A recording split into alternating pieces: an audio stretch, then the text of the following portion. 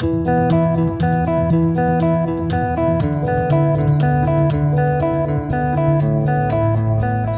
our direction is another core element of any management system. It's everything from our strategy to setting goals to selecting initiatives. So it involves things at a macro level, such as the strategy, to a micro level, which is prioritization. Without setting direction and connecting it to the work every day, often our work is guided more by what shows up in our inbox than what's really important.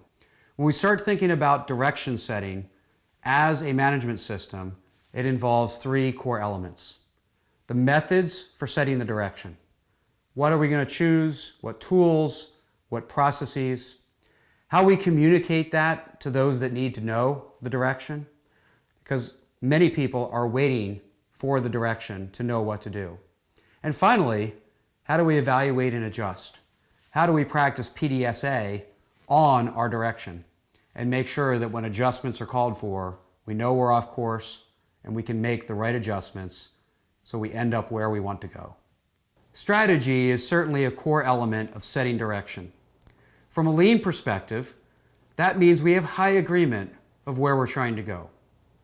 When we think about that, high agreement of strategy not only involves what doors are we opening, but what doors we're closing.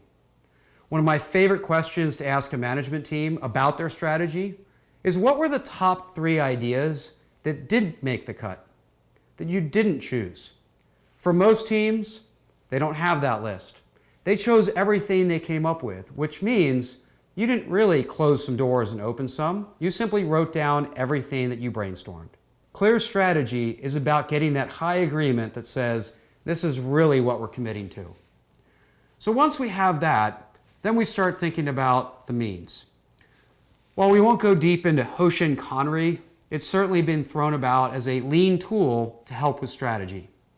Now, what most people focus on is the X matrix, which is the template that someone might fill out. But that's not what I really care about. What I care about is a couple attributes of how we behave that makes that a lean process. Now, as we think about that, the first is the interrelationship between our efforts. We start understanding cause and effect, how one effort affects the other, how one decision causes another.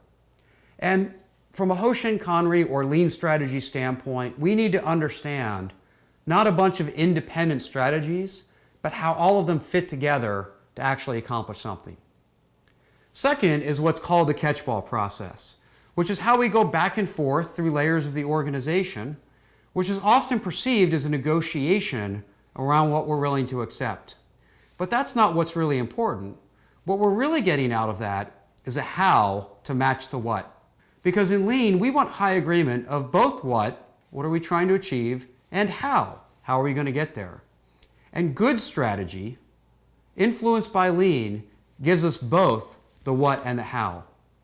A non-lean strategy sets a direction and lets everybody else figure it out.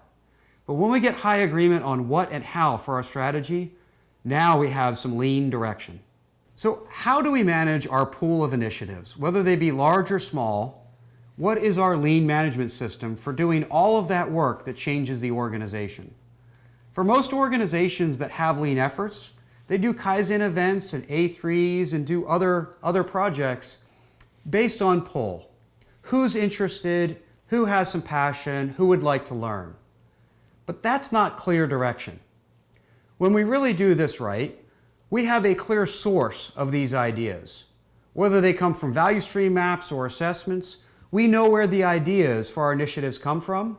We have clear criteria for making decisions, and we have a clear means by which we go solve them. So we aren't running around looking for a Kaizen event to do. We have a list of initiatives that sets a clear priority that says, this is where we utilize our Kaizen efforts. Once we have that, we have high agreement of both what and how we're going to work on to change the organization.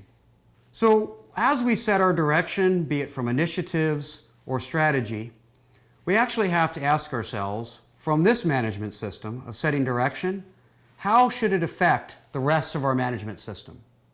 We have to look at what we need to change, whether it's how we manage things from the cadence and synchronization, What criteria should we be using for decision making that is more consistent with the direction that we set?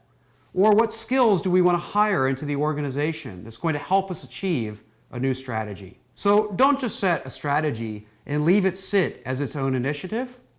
Make the connection back to our management system, because our management system as a whole is how we execute our strategy.